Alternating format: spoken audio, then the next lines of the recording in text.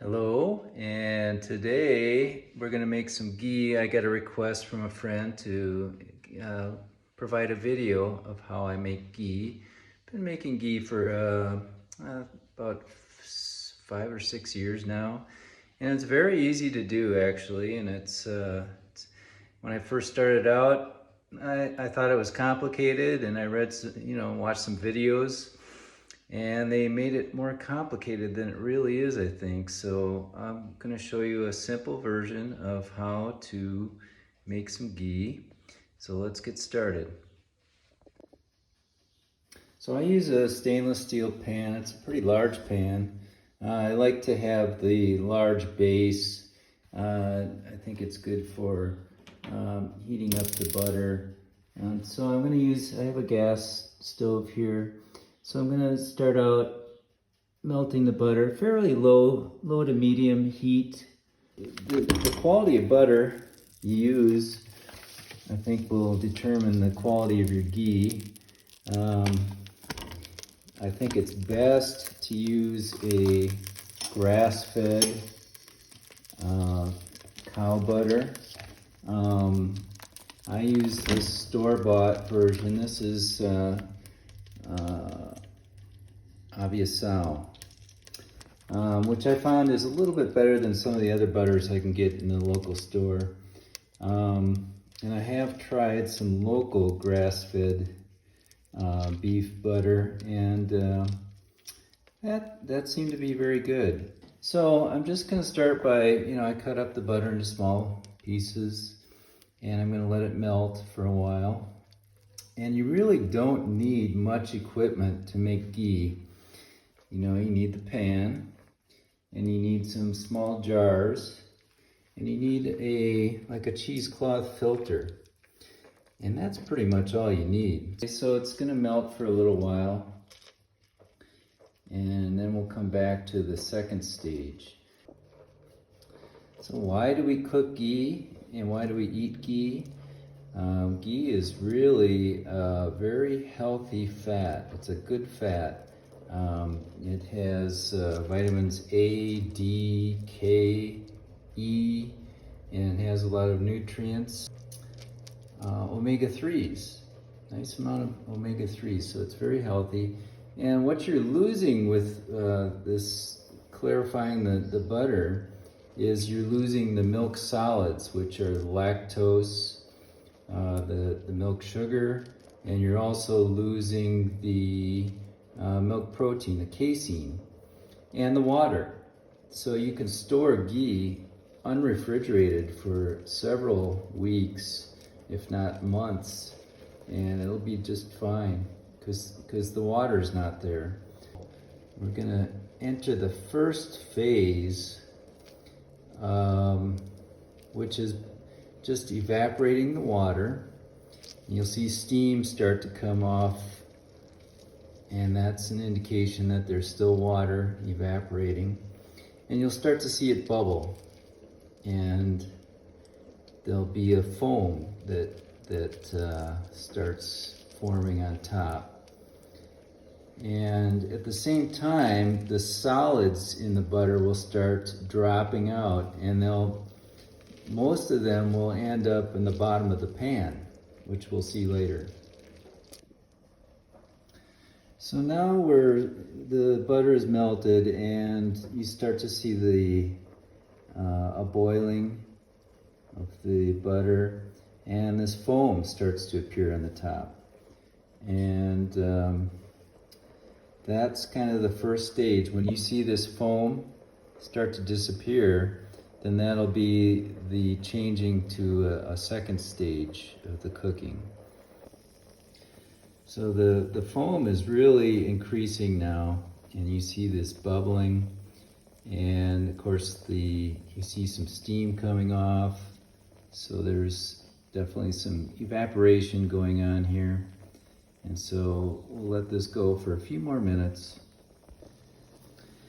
So we're a little further along in the process here, and the foam is really getting thick here, and you can see a lot of steam coming off.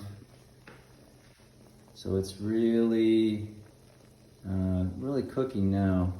And it's been about 3 minutes at this phase after the butter melted. So now we're starting to see a little change. The foam is disappearing. It's boiling very rapidly. I'm going to turn it down, turn the heat down just a little bit. You don't need that much heat. In general, you're cooking with low heat when you're clarifying butter to retain the nutritional value. And so you're starting to see the foam break up a little bit, and you're still seeing some steam coming off, so there's some water in there. And at the same time, the solids are dropping to the bottom of the pan. And so we're kind of moving into what I call the second phase here.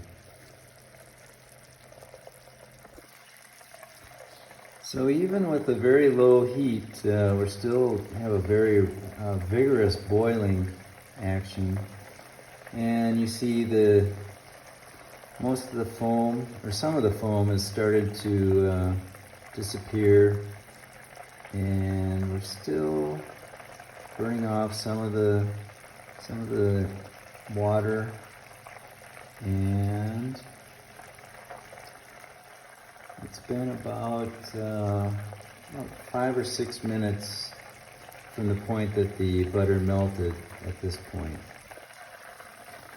So now we're about 6 or 7 minutes into the cooking process, and you can see there's this foam is starting to break up into like smaller little clumps floating on the surface, and it's starting to clear a little bit as some of the solids drop out.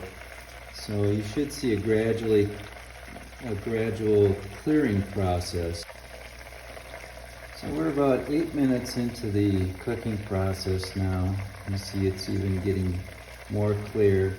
I don't really do any stirring. You don't want to stir up what's already collected on the bottom. So you want to be careful, if you do use a utensil here, not to disturb what's on the bottom. You want that to, stick to the pan. One process I incorporate is just to move some of this foam away from the edge just a little bit. It tends to, kind of adhere to the sides of the pan, and I kind of help it by getting some of that floating material out into the middle so that it can drop out a little easier. It's not necessary, I think, but I think it moves the process along a little bit. Okay, so you see now we're into the second stage of cooking. You see the bubbles are getting much larger and lighter, and they don't really have that foamy look to them. They just look like they're, air bubbles. And at this point, almost all the water has evaporated, and we just have a little bit of some of the foam and the solids floating on top. So I'll let it cook just a little bit longer. It's been almost 10 minutes at this point of cooking. And so you can also see that the ghee is starting to change color a little bit. It's getting a little darker in color. And this is desirable. I like to cook it a little extra because you get this nice aroma and this toasty flavor, which is really nice. And once you put it in the refrigerator to cool, and I'll cover this at the end, it kind of reverts to a lighter color anyway, so you can't even tell it's really that dark. But the flavor will be enhanced if you just let it cook for a little while, just a couple minutes at the end, and you can see it's really getting a nice dark color.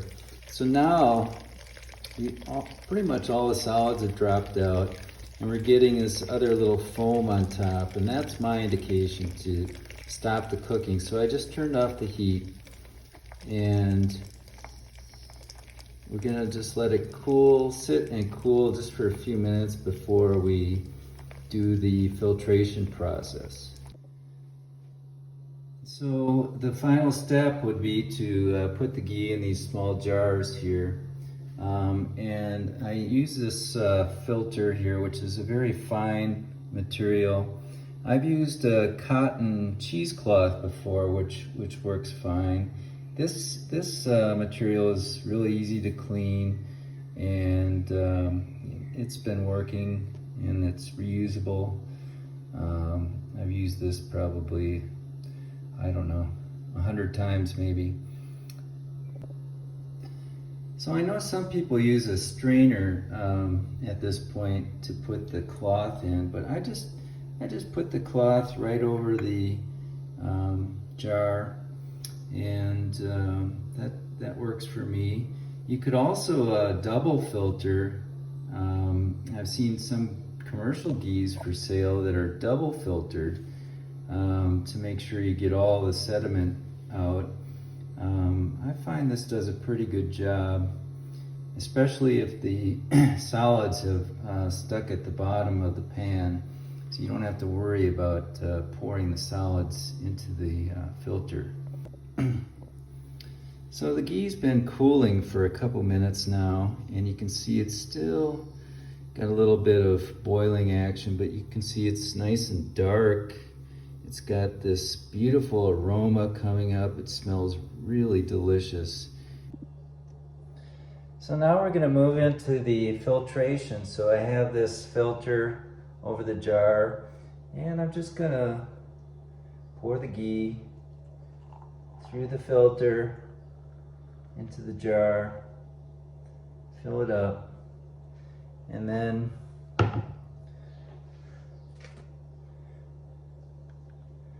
move the filter over to the next jar without dripping any ghee on the counter, hopefully.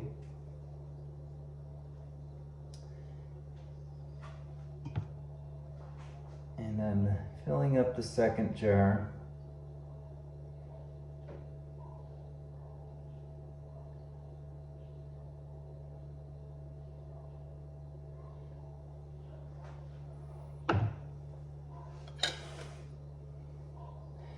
I cook about 600 grams of butter at a time, which gives me 3 of these small jars, which lasts, you know, a couple weeks in our house.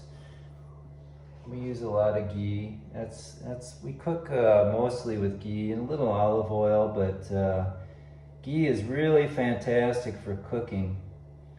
It's got a very high smoke point, so it doesn't do much smoking or burning.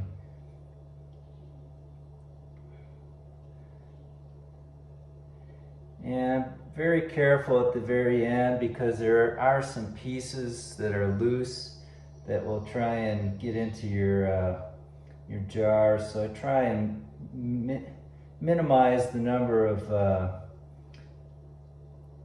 particles that get in. So completed that part of the process, and now we have about 2.5 jars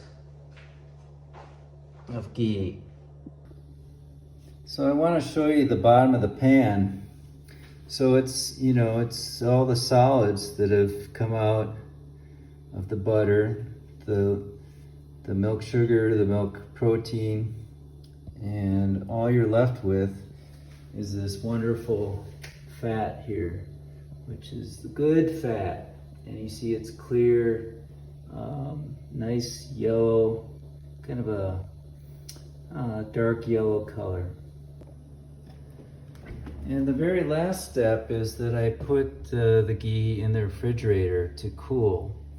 I find this gives it a nice consistency. If you put it in the refrigerator, you could leave it outside, but it's going to take a long time to solidify. And it seems like it has a really nice texture when you put it immediately into the refrigerator. If you leave it outside, it tends to have this kind of granular texture to it, which I don't think is appealing to me. So that's it. We've made some ghee, and all that's left now is the cleanup, which is a little bit messy. But you only have one pan to deal with, and it's not really that bad. And here's the final product. A nice yellow color, and beautiful consistency, and the smell is just incredible, just delicious. So there you go.